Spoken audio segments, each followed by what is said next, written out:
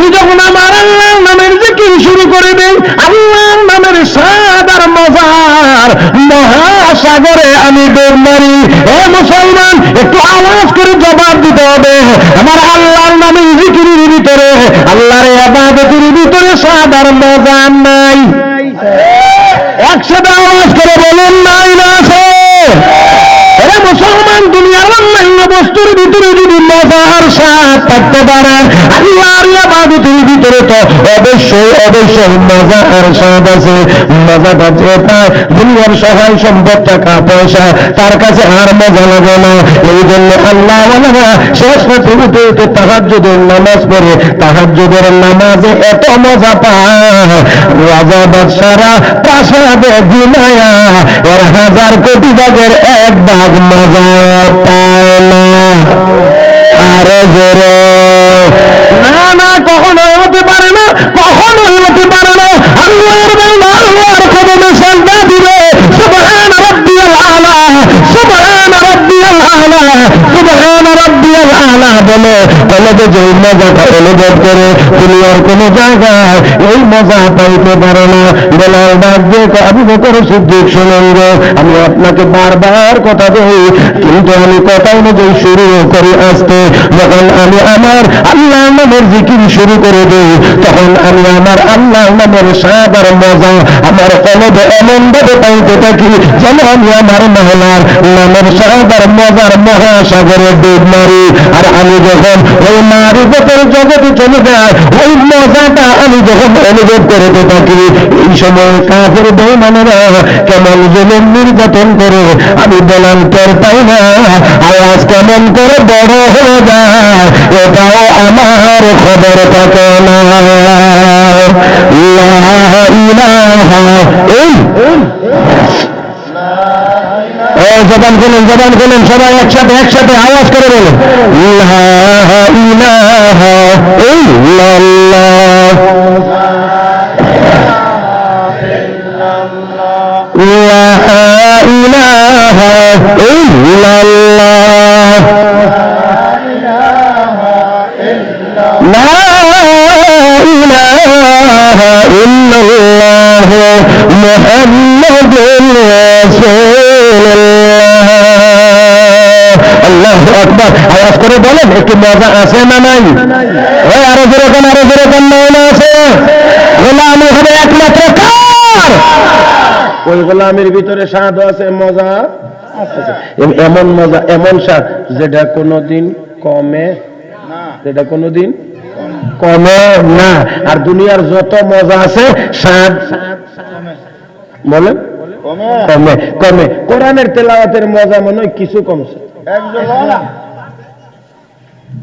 হাফেজ সাহেবরা একটু বেশি বেশি তেলাওয়াত করেন, এর কাছে মনে একটু কমছে। হ্যাঁ, আল্লাহু আকবার, আল্লাহু আকবার। আরে মুসলমান, আমি জন্য বড় আক্ষেপ করে বলি, ও মুসলমানের সন্তান যুবক ভাই, তুমি কেমন করে গান বাজনার পাগল হইলা? আল্লাহর কোরআন থাকতে, যে কোরআনের সূরা ফাতিহার মজা 1000 বছরের ভিতরে 1 বিন্দু পরিমাণ কমে না, এমন কোরআন বাদ দিয়ে তুমি গানের পিছনে কেমন করে দৌড়াও? ওই গানের পিছনে দৌড়াইয়া অবস্থা কোথায় গিয়ে দাঁড়াইছে? একটার সাথে আরেকটার সম্পর্ক। আজকে মাদকের সয়লা, গান বাজনার কারণে মাদক, সাথে আছে জিনা, ব্যভিচার। আরে জোরে, আরে জোরে। এবারে কেডাও আমারে লাল বাতি মারলো, বাস বাস বাস বাস, ওই তো বুঝে নাই। দুনিয়ার সবকিছুর সবকিছুর সবকিছুর মজা আস্তে আস্তে কমে, ইবাদতের মজা, ইবাদতের মজা বাড়ে বাড়ে বাড়ে বাড়ে, শুধুই বাড়ে শুধুই বাড়ে, কমে না। লা ইলাহা ইল্লাল্লাহ যত বেশি বলে মজা তত বেশি পায়, কোরআনের তেলাওয়াত যত বেশি করে মজা তত বেশি পায়। আমি এখনো চ্যালেঞ্জ করে বলছি, ঘরকে গান বাজনা মুক্ত করে কোরআনের তেলাওয়াতের পরিবেশ কায়েম করেন, দেখেন জান্নাতের টুকরো হয়ে যাবে আপনার ঘর।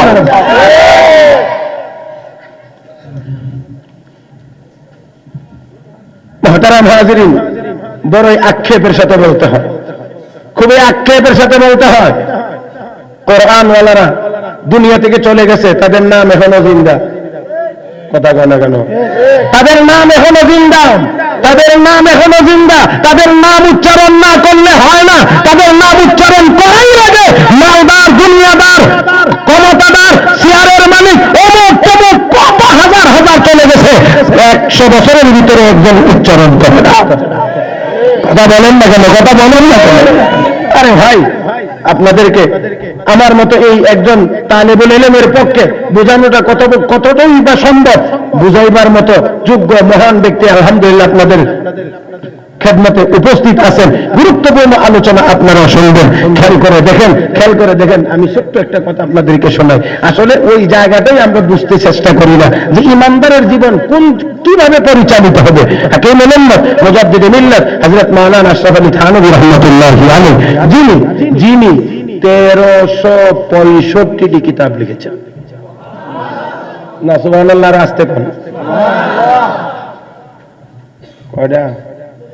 1365টি কিতাব লিখেছেন। এর মধ্যে তাফসিরে বয়ানুল কোরআন, ইমদাদুল ফাতাওয়া, আমরা তো সব নামও জানি না, নামও বলতে পারবো না। এত কিতাব উনি লিখেছেন, এত কিতাব লিখেছেন, উম্মতের এত খেদমত করেছেন। আমার ভাইয়েরা, সেই হাকিম মুহাম্মদ মুজাদ্দিদে মিল্লাত হযরত আশরাফ আলী থানভী রাহমাতুল্লাহি আলাইহি উনি বলেন, আমরা যখন দারুল উলুম দেওবন্দের ছাত্র, বাৎসরিক মাহফিল প্রত্যেক বছরই 150-200 মেহমানের জন্য খানার ইন্তজাম হয়। এক বছর এমনই 150-200 মানুষের মতো করে আয়োজন হয়েছে, কিন্তু কোথায় থেকে মানুষ চলে আসলো হঠাৎ করে 5-7 হাজার লোক জমা হয়ে গেছে। মেহমানদারি করতে হবে তো, খাবার তো অপর্যাপ্ত। আজকে তো খালি বেশি খুঁজে, বেশি। কথা বুঝেন না? অনেকে তো খুশা মরে মোল্লারা কয় টাকা বেতন পায়, কোরআন শরীফ পড়লে আলেম হইলে কয় টাকা কামাই করবে মাসে। এই জন্য যেই লাইনে গেলে বেশি পরিমাণ টাকা পাওয়া যায় ওই লাইনে তারা চলতে শুরু করে। বেশি চায়। দেখেন হযরত থানভী রাহমাতুল্লাহ আলাইহি বলেন, এমত অবস্থায় আমরা আমাদের উস্তাদ কুতুবে আলম হযরত মাওলানা ইয়াকুব নানতুবী রাহমাতুল্লাহ দারুল দেওবন্দ মাদ্রাসার প্রথম সদরুল মুদাররিসিন, এই আল্লাহর ওলির কাছে গেলাম। উনি আবার অনেক বড় আল্লাহর ওলি, অনেক বড়। আল্লাহু আকবার।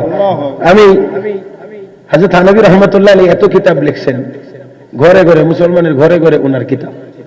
তো ওনার সাথী সঙ্গীদের মধ্যে কেউ জিজ্ঞেস করতেন হযরত, আপনার সাথেই তো আমরা দাওরা হাদিস পড়লাম, আপনার সাথেই তো একসাথে লেখাপড়া করলাম, আপনি এত আগায় গেলেন আর আমরা এত পিছিয়ে রইলাম, এখনো ব্যাপারটা কি? হযরত থানভী রাহমাতুল্লাহ আলাইহি তখন বলছিলেন, আমি শুধু কিতাবই পড়ি নাই, আমি কিছু কিতাবওয়ালাকেও ধরে রেখেছি। এটা আমি আমার ভাষায় বলছি। উনি বলছেন, আমি শুধু কুতুব পড়ি নাই, কুতুবও পড়েছি। কফ ত বা কুতুব, আল্লাহর ওলি, এর মধ্যে 3 জনকে আমি ধরে রেখেছি। শুধু কিতাবই পড়ি নাই, 3 জন আল্লাহওয়ালাকে আমি ধরে রেখেছি। হাজী ইমদাদুল্লাহ মুহাজির মক্কি, সাইয়্যিদুত তায়েফা হাজী ইমদাদুল্লাহ মুহাজির মক্কি রাহমাতুল্লাহ আলাইহি, ফকিহুল নাস হযরত রশিদ আহমদ গঙ্গোহী রাহমাতুল্লাহ আলাইহি এবং হযরত ইয়াকুব নানতুবী রাহমাতুল্লাহ আলাইহি। আমি এই বুজুর্গদেরকে ধরে রেখেছি। ভাইরা, এই আল্লাহওয়ালাদের কাছে যাওয়ার দরকার। তাদের নজর অনেক পাওয়ারফুল। এই আল্লাহওয়ালাদের, এরকম আল্লাহওয়ালাদের কোন আল্লাহওয়ালা আজকে আপনাদের মজলিসে ইনশাআল্লাহ হাজির হয়েছেন। এমনই আল্লাহওয়ালা বর্ণার হাজির। মুহতারাম হাজিরিন, হযরত থানভী রাহমাতুল্লাহ আলাইহি বলেন, আমরা গেলাম মিলে হযরত ইয়াকুব নানতুবী রাহমাতুল্লাহ আলাইহির কাছে গিয়ে বললাম, হযরত, অন্যান্য বছরের ন্যায় 150-200 মানুষের খানার আয়োজন হয়েছে, লোক দিয়ে দেখা যায় 5-7 হাজারের মতো হবে, এখন কি হবে, কি করব? আমি আর আমলি গেলাম, বোর্ডিং তালা মারো, মান সম্মান হারায় লাভ নাই। এত মানুষের আপ্যায়ন সম্ভব না। আর না হইলে খানা আছে যে ইডেই বলবা না, লোকজন কমে যাক, অথবা বিশেষ কিছু মেহমানদেরকে খাওয়াইয়া বিদায় করে দাও, সবার মেহমানদারির দরকার নেই। এছাড়া তার কিছু বলার মতো ছিল। কিন্তু হযরত ইয়াকুব নানতুবী রাহমাতুল্লাহি আলাইহি বললেন, টেনশন করবে না, ঘাবড়াইবে না। আজকে প্রমাণ হয়ে যাবে মৌলভী ইয়াকুব এবং তার সাথীদের সাথে আল্লাহর ব্যবহার কেমন হয়। সুবহানাল্লাহ জোরে কোন। আজকে প্রমাণ হয়ে যাবে, দেখা যাবে আজকে মৌলভী ইয়াকুব এবং তার সাথী সঙ্গীদের সাথে আল্লাহর ব্যবহার কেমন হয়। আরে ভাই, এটা এমনি বলতে পারেন নাই। দারুল দেওবন্দে আসরের নামাজের পরে বোর্ডিং এ খানা উঠাইতেছে ছাত্ররা। হযরত ইয়াকুব নানতুবি রাহমাতুল্লাহ আলাইহি হেঁটে যাচ্ছিলেন, হঠাৎ করে থামলেন, দাঁড়াইলেন। দাঁড়ায় একটা ছাত্রকে দেখায় বলে, এটা আমার মাদ্রাসার ছাত্র না, এটা আমার মাদ্রাসার ছাত্র না। সবাই তো না হুজুর এটা আমার ছাত্র, না এটা ছাত্র না, না হুজুর ছাত্র, দেখো এটা ছাত্র না। এবার সবাই দৌড়াদৌড়ি লাগছে, তালাশ করতে লাগলেন। খোঁজ নিয়ে গিয়ে দেখা গেছে আসলে এটা মাদ্রাসার ছাত্র না, শুধুমাত্রই ছাত্রের লেবাস পরিধান করে বোর্ডিং থেকে খানা উঠায়া খায়। এবার জিজ্ঞেস করা হলো, হযরত হঠাৎ করে আপনি বোর্ডিং এর সামনে দিয়ে গেলেন, এত ছাত্র লাইন ধরে খানা উঠাইতে আছে, আপনি একজনকে এমন করে ঠিক করলেন, কেমন করে নির্ণয় করলেন এই লোকটা মাদ্রাসার ছাত্র না? কেমন করে ঠিক করলেন? হযরত ইয়াকুব নানতুবি রাহমাতুল্লাহ আলাইহি বলেন, শোনো কেমন করে ঠিক করলাম, শোনো। আমি একদিন ঘুমের ঘরে স্বপ্ন জগতে রাহমাতুল লিল আলামিনের সাথে সাক্ষাৎ নসিব হয়েছে। আরেকটু মহব্বতে, আল্লাহর পেয়ারা হাবিবের সাথে আমার সাক্ষাৎ স্বপ্ন জগতে। নবী আমাকে নিয়ে গেছেন একটি কুয়ার নিকটে, গিয়ে দেখলাম কুয়ার ভিতরে দুধ। ওই দুধের কুয়ার নিকটে নবী আমাকে নিয়ে গেলেন। আল্লাহর হাবিব নিজের হাতে বালতি দিয়ে ওই কুয়া থেকে দুধ উঠায়া আমার হাতে গ্লাস দিয়ে বলেন, ও ইয়াকুব, তোমার দারুল উলুম দেওবন্দের ছাত্রদেরকে দুধ পান করাও। নবী বালতি ভরে উঠে দেন, আর আমি গ্লাসে ভরে ভরে ছাত্রদেরকে খাওয়াই। রাহমাতুল লিল আলামিন স্বপ্ন জগতে আমাকে দুধ উঠে দিয়েছেন, আমি ছাত্রদেরকে খাওয়াইতেছিলাম। কেউ যদি স্বপ্নে দুধ দেখি, এটার তাবির হলো এলেম, মানে নবী এলেম বালতি ভরে দিচ্ছিলেন, আর আমি গ্লাস ভরে ভরে ছাত্রদের মধ্যে বন্টন করতেছিলাম। ওই যে নবী দুধ দিতেছিলেন আর আমি পান করাইতেছিলাম। ওই দিন যেই ছাত্ররা আমার সামনে এসেছিল, এই চেহারাটা আমি নবীর সামনে স্বপ্ন দেখি নাই, এই জন্য বলতে পেরেছে এবার দারুল উলুমের ছাত্র হতে পারে না।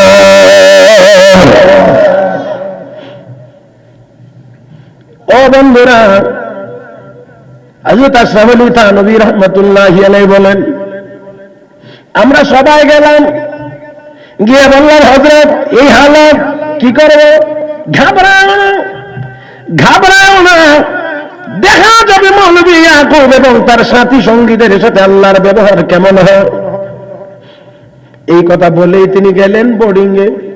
বোর্ডিং এ গিয়ে আমাদেরকে নিয়ে গেলেন। বোর্ডিং এ গিয়ে ঢুকলেন যেখানে রান্না করা খাবার আছে, গিয়ে দাঁড়াইলেন, কি জানি পড়লেন, একটু ফু দিলেন আর বললেন, চিন্তা করিও না, খাওয়াইতে থাকো।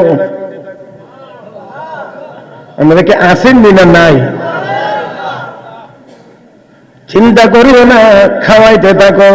হযরত থানভী রাহমাতুল্লাহ আলাইহি বলেন, আমিও এই ইন্তজামের সাথে ছিলাম, খাওয়ানো শুরু করলাম। যত মেহমান এসেছিলেন সবাইরে খাওয়াইলাম, সবাইরে খাওয়াইলাম, সবাইরে খাওয়াইলাম। সবাই মেহমান বিদায় হয়ে গিয়েছে। দেওবন্দের আশেপাশে যে গ্রামগুলো ছিল, বাড়ি ছিল, তাদের বাড়িতে খানা হাদিয়া পাঠাইলাম।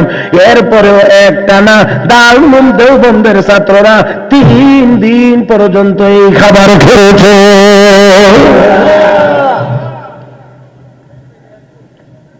কি মনে করেন টাকা পয়সা বেশি হইলেই হয়?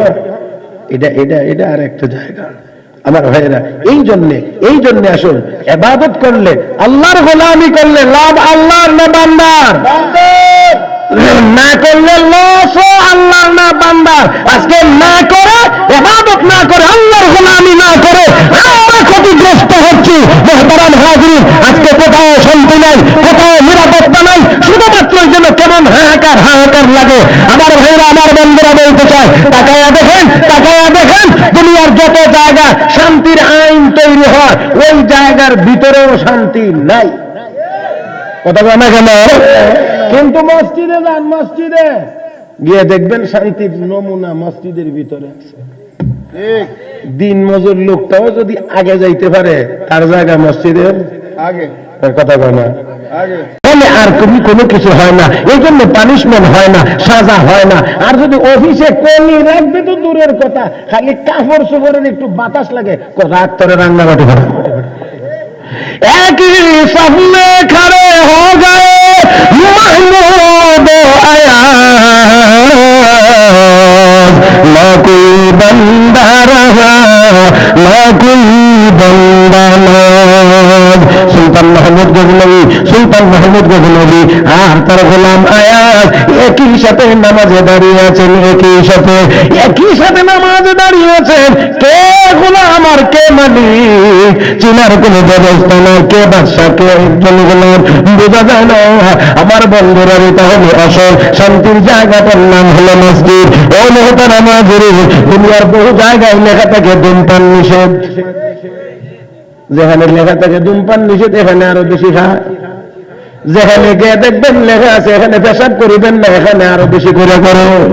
কিন্তু মসজিদের কোনো ওয়ালে লেখা নাই ধূমপান নিষেধ।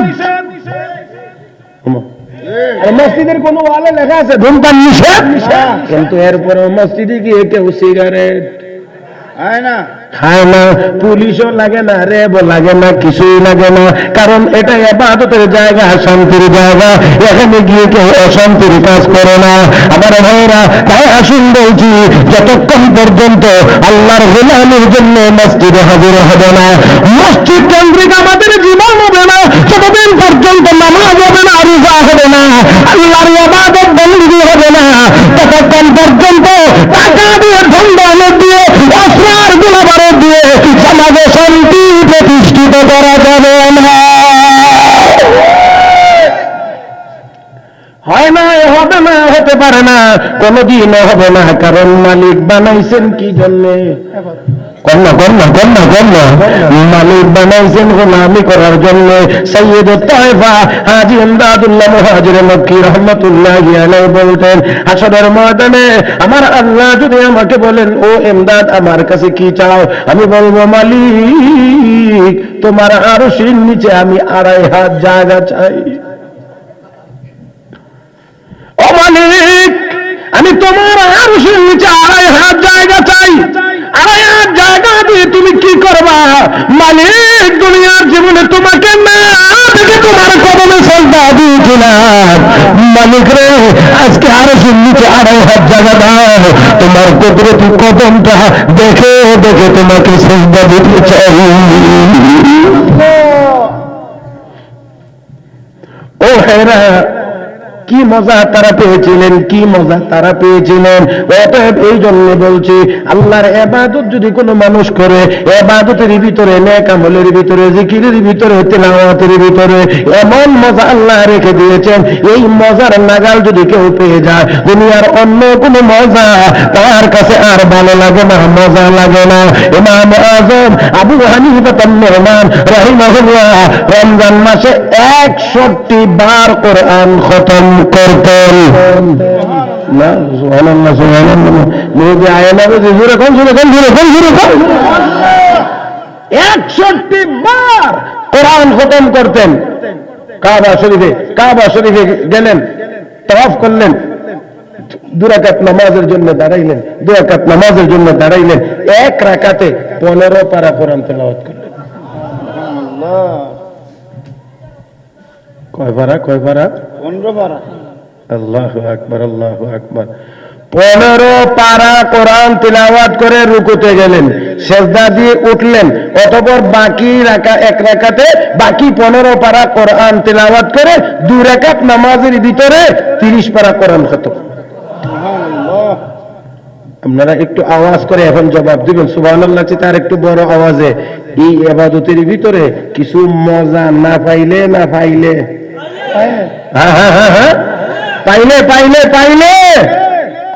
এরপরে হাত তুলে দোয়া করেন আল্লাহর কাছে, দরুল মুখতার, শরহে তানবীরুল আবসার, ফিকহে হানাফির অন্যতম ফতোয়ার কিতাব মুকদ্দমার ভিতরে ইমাম আবু হানিফা দোয়া করেন, আল্লাহ তোমার যতটুকু ইবাদত করার দরকার ছিল করতে পারি নাই, এরপরেও বলে পারছেন রমজান মাসে 61 খতম কোরআন, এরপরে ইবাদত বন্দেগী তো আছেই, 2 রাকাত নামাজে 30 পারা তেলাওয়াত করলেন, এরপরে দোয়া করেন আল্লাহ যতটুকু ইবাদত করার দরকার ছিল করতে পারি নাই। আর আমরা তো নামাজ পড়ি না, এর মধ্যে যদি 2-1 রাকাত নফল নামাজ পড়ে লাইতে পারি তো তো সর্বনাশ। মনে মনে ভাবি যে আমি এই যুগের আব্দুল কাদের জিলানী হয়ে গেছি। কষ্ট হইতেছে বেশি। দোয়া করেন আল্লাহ তোমার যতটুকু ইবাদত করার দরকার ছিল করতে পারি নাই। ও মাবুদ তোমার মারিফত যতটুকু অর্জন করার কথা ছিল করতে পারি নাই। কাবার অপর প্রান্ত থেকে আওয়াজ ভেসে উঠেছে, ও আবু হানিফা যতটুকু ইবাদত করার দরকার ছিল ততটুকুই করতে পেরেছো, মারিফত যতটুকু অর্জন করার দরকার ছিল ততটুকুই অর্জন করতে পেরেছো। তিনি হলেন আমাদের মাযহাবের ইমাম, সিরাজু হাযিহিল উম্মাহ, ফাকিহু হাযিহিল উম্মাহ, আল্লাহু আকবার, ইমাম আযম আবু হানিফা আন-নুমান রাহমাতুল্লাহি আলাইহি। এবার বলেন দেখি যিনি হাত তুলে দোয়া করেন আল্লাহ যতটুকু ইবাদতের দরকার ছিল করতে পারি নাই, মারিফত যতটুকু অর্জন করার কথা ছিল করতে পারি নাই, মালিকের পক্ষ থেকে যদি আওয়াজ আসে ও আবু হানিফা ততটুকুই করতে পেরেছো। এখন বলেন ওই সময়ে ওই অবস্থায় ওনার মনের অবস্থাটা কি? আরে ভাই এটা কি সারা পৃথিবীর শাসক যদি ওনাকে একলা বানায়া দেওয়া হতো তারপরে তো এই তৃপ্তি আর এই মজা আসতো না। আরো জোরে আল্লাহ তুমি আমাদের সবাইকে বুঝার তৌফিক দান করে, সবাই মহব্বতে বলি আমিন। ও মুসলমান, তাই আসো আমি আপনাদেরকে ঘটনা বর্ণনা করে শোনানো আমার মূল উদ্দেশ্য নয়, আমি আমার আঙ্গিকে একটু কথা বুঝাইতে চাই। খন্দকের যুদ্ধে সাহাবায়ে কেরাম মাটি কাটতেছিলেন, খাবার নাই, পেটে খাবার নাই, কিন্তু সাহাবায়ে কেরামের মাটি কাটা বন্ধ নাই, খাল খনন করে মাটি কাটা বন্ধ নাই, মাটি কাটতেছে। শুধু মাটি কাটছেন না, বরঞ্চ আনন্দের সাথে কবিতা পড়ে, ছন্দ মিলে পড়ে আর মাটি কাটে। মাটি তো এটা আপনাদেরই আশুগঞ্জের আর আমাদেরই ব্রাহ্মণবাড়িয়ার মাটি না, কোদাল দিয়ে কূপ দিলে এক কূপে গিয়া 1.5 ফুট মাটির নিচে ঢুকে, এরকম মাটি তো সৌদি আরবে না। এরপরে দেখেন সাহাবায়ে কেরাম মাটি কাটে আর কি মনের আনন্দ। নাহনুল্লাযীনা বায়াউ মুহাম্মাদা আলাল জিহাদি মা বাকিনা আবাদা।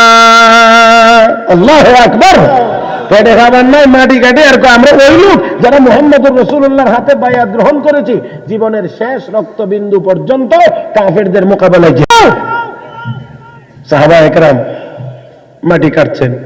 এখন বলেন পেটে তো খাবার নাই, পাথর বাঁধা, মাটি কাটে, কিন্তু এরপরেও আনন্দের কথা, আনন্দের কবিতা। আমরা এমন লোক, আমরা ওই লোক যারা মুহাম্মদুর রাসূলুল্লাহর হাতে বায়াত করেছি, জীবনের শেষ মুহূর্ত পর্যন্ত কাফেরদের মোকাবেলায় লড়ে যাব।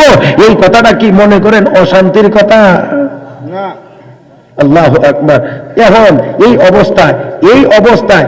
অবস্থায় নবী ক্ষুধার্ত, সাহাবায়ে কেরাম ক্ষুধার্ত, কিন্তু সাহাবীদের মধ্যে আবার কোনো আন্দোলন নাই। ও নবী কত আর মাটি কাটাইবেন, রুটি দেন না। কারণ কি সাহাবায়ে কেরামের এটাও ভালো করে জানা, রহমতের নবীর কাছে যদি কোনো দিক থেকে খাবার আসে নবী আমাদেরকে না দিয়ে খাইবেন না। এই জন্য বলেন না, এমনি মুহূর্তে জাবের রাদিয়াল্লাহু তাআলা বাড়িতে গেলেন, গিয়ে বলে আসলেন বিবিকে, নবীর পেটে পাথর বাঁধা সহ্য করা যায় না, খাবার আছে কিছু? সামান্য পরিমাণ আছে। ঘটনাটা আমার মূল উদ্দেশ্য নয়, সামান্য পরিমাণ খাবার আছে, সামান্য পরিমাণ। ঠিক আছে, বকরির বাচ্চারা দেও জবাই করি, আর আটা যতটুকু আছে এগুলি দিয়ে রুটি বানাও, নবীকে দাওয়াত করে নিয়ে আসতেছি। ঠিক আছে, খাবারের পরিমাণ কম, এই জন্য আস্তে করে গিয়ে নবীকে দাওয়াত দিবেন। রহমতের নবীর কাছে গিয়ে বলেন, ইয়া রাসূলুল্লাহ আপনার পেটে পাথর বাঁধা, আপনি ক্ষুধার যন্ত্রণায় কষ্ট করছেন, বরদাস্ত করা যায় না, আমার ঘরে সামান্য খাবার আছে, আপনি একটু দয়া করে গিয়ে খেয়ে আসেন। আস্তে গিয়ে কইছে, আস্তে নীরবে কাছে দিয়ে অল্প কয়েকজন নিয়ে চলেন। আল্লাহর নবী যেই মাত্র এই খবর পাইলেন, এমনি নবী কয়, এ সাহাবীরা, মাটি কাটা বন্ধ বন্ধ বন্ধ, জাবেরের বাড়ি থেকে দাওয়াত এসেছে, চলো গিয়ে খেয়ে আসি। আল্লাহু আকবার। যে বেচারা দাঁড়ায় দিছে, বেটার ঘরে খাবার কদ্দুর, অল্প, মাটি কাটে 3000। আর আমার জানা মতে বাংলাদেশে, আমার জানা মতে সবচেয়ে বেশি খাইতে পারে এই মাটি কাটুন্নার দল। কথা খায় না, কারণ পরিশ্রম বেশি, খানা লাগে বেশি। এখন সাহাবীর অবস্থা কি হইতে পারে এটাও তো নবী বুঝেন। এই জন্য কয়, ও জাবের, জাবের তোর বাড়িতে আগে তুমি যাও, যে ডেকটা রান্না করতেছে চুলার মধ্যে আছে, এটা আমি আসার আগে যেন না ওঠা, আর আটা যে গুলছে রুটি বানানোর জন্য, আমি আসার আগে যেন শেষ না হয়। যাও, দৌড়াই গেছে। জাবের দৌড়িয়ে গেছে, গিয়ে একটু অস্থির অস্থির বাপ জিগা, বিবি জিগা, ঘটনা কি সে কোন ভিতর 3000 সাহাবী নিয়ে আসতেছে।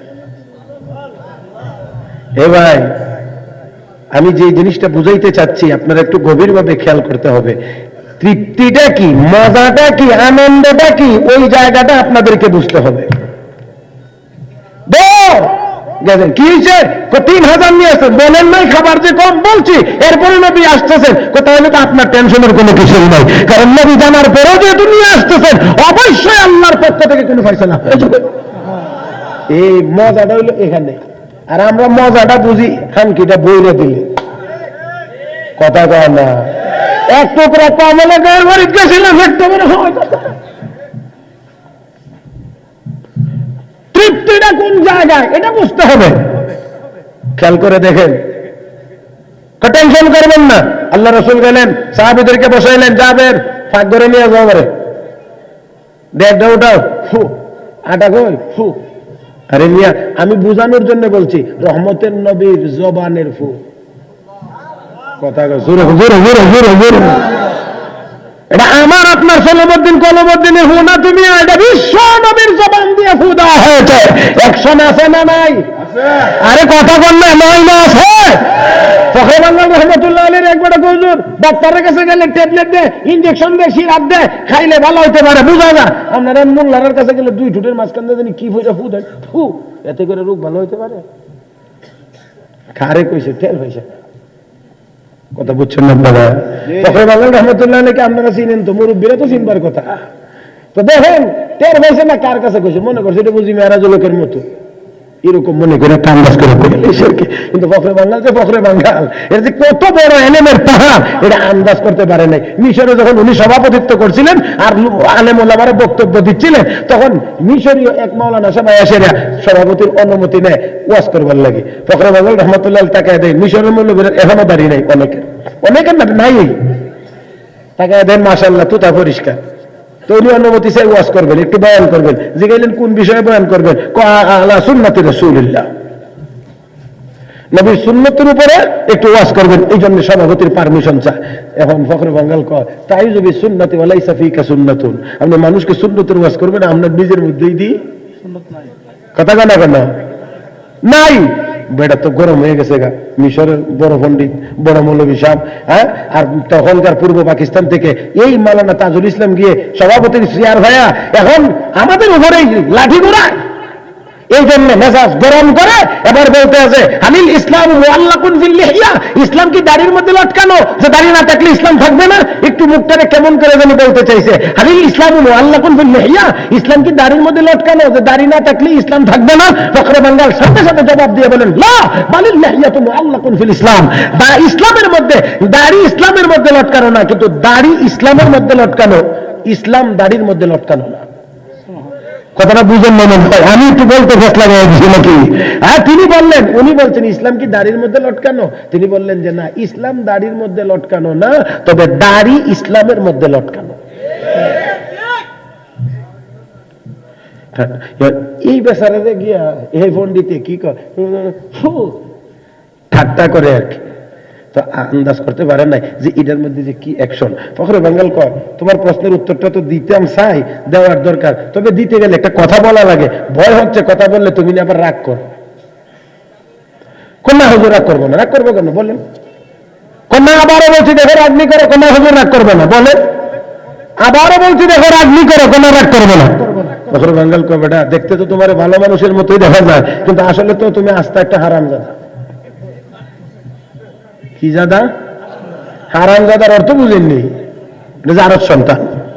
আচ্ছা বলেন দি, কোন বাবার ছেলেদের যদি কেউ জারজ সন্তান, তো মেজাজটা ঠিক থাকবার কথা। এবার সাথে সাথে জামা কাপড় খাচ্ছে, মানে বাপ সব একবার রেডি। ফখরুল বাংলা রহমতুল্লাহ দেখেও যেন না দেখার বান করতে আছে। দেখা যাকে কদ্দুর গরম হইতে পারে, পুরা গরম। হঠাৎ করে তাকে কই বেটা তুই দিয়ে মারবার লাগে আমার যখন রেডি হয়ে দিতে গেছো, আপনি আবার কথা বলেন, আপনি আমাকে বলেন আমি হারামজাদা, রাগ করবো না, করবো নাকি? 3 বার না ওয়াদা করাইলাম, আপনি এমন কথা বলবেন আমাকে হারামজাদা, এটা কি আমি জানতাম? ফখরে বাংলার এবার একটু জ্বালানি তবিয়তে থাম, 3 বার ওয়াদা করাইলাম রাগনি করস, ওয়াদা করলে রাগ করবে না। এরপরে আমি আমার 2 জুটির মাঝখান দিয়ে একটা শব্দ উচ্চারণ করেছি মাত্র, তোকে লক্ষ্য করে এক শব্দের একশনে 3 বারের ওয়াদা ভুলাইয়া তোকে উত্তেজিত করে দিয়েছে। তো এই এক শব্দ উচ্চারণ করলে যদি তোর শরীরে প্রতিক্রিয়া হতে পারে, আল্লাহর কালাম তেলাওয়াত করে মানুষের দেহে ফু দিলে এখানেও প্রতিক্রিয়া হতে পারে, রোজা বানা হতে পারে।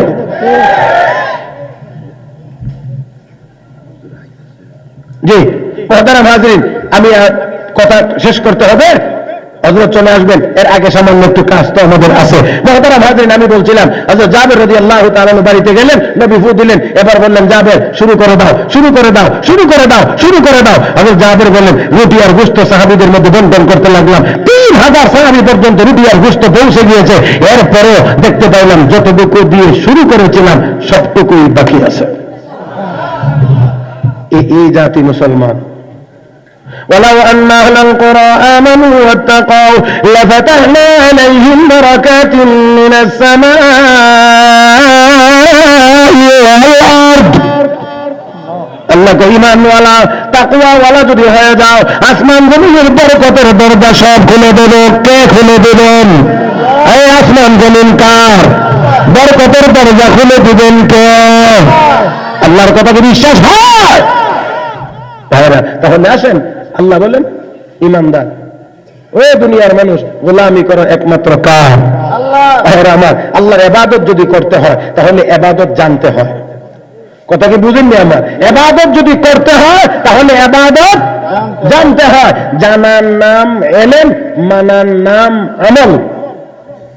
জানার নাম ইলম, পালন করার নাম আমল। নামাজ কেমনে পড়া লাগে এটা জানার নাম ইলম, আর নামাজ বাস্তবে পড়া এটার নাম হলো আমল। অতএব মাদ্রাসা, এই যে মাদ্রাসা দ্বীনি ইলম শিক্ষা দেওয়া হয়, কোরআন হাদিসের ইলম শিক্ষা দেওয়া হয়, আমার ভাইরা এই ইলম শিক্ষা দেওয়া হয় আমল করার জন্য। আমরা ইলম যদি না থাকে আমল করা সম্ভব হয় না, আর ইলম যদি থাকে আমল সব জায়গাতেই করা সম্ভব। যেরকম ঠিক না ঠিক?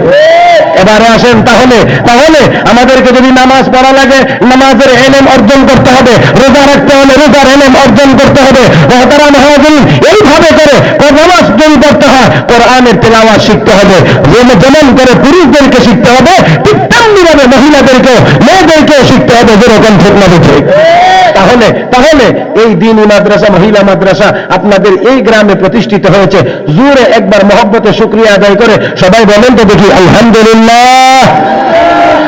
আর একটু জোরে বলেন আলহামদুলিল্লাহ। আমার ভাইয়েরা দেখেন, আমি এই জন্য মাঝে মাঝে বলি জমানোর মধ্যে মজা না, খরচ করার মধ্যে মজা। কেউ যদি খরচ করার অনুমতি না পায়, সুযোগ না পায়, তারে 10,000 কোটি টাকা দিয়ে জমায় রাখলে লাভ কি? জমানোর মজা আসলে জমানোতে না, খরচ করার মধ্যে আসল মজা। আর এই খরচটা যদি আল্লাহর রাস্তায় হয় তাহলে মজার পরিমাণ কম না আরো বেশি। মুহতারাম হাজিরিন,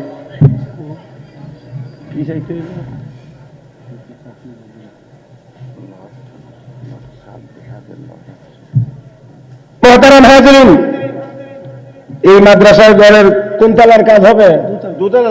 দুতলার কাজ হবে। এই ভাই, এখন যদি কেউ নড়াচড়া করবেন, এখান থেকে কেউ উঠে যাওয়ার চেষ্টা করবেন, তাহলে আমি মনে করব যে মাদ্রাসাটি আরো সামনে আগাক, এটা আপনার মনে চায় না। এই জন্য বলছি বিনয়ের সাথে দয়া করে আপনি একটু বসে থেকে হলেও দোয়া করতে থাকবেন, আল্লাহ যেন মাদ্রাসার কাজ সম্পূর্ণের ব্যবস্থা করে। আমিন। কি আছে যেমন ঘোষণা করে প্রথমে নাকি দেখি ফাইজুল খান্নি, মাশাআল্লাহ। দেখেন ফাইজুল খানের পিতা মৃত ইসমাইল সাহেবের নামে 25,000 টাকা, যেরকম আলহামদুলিল্লাহ।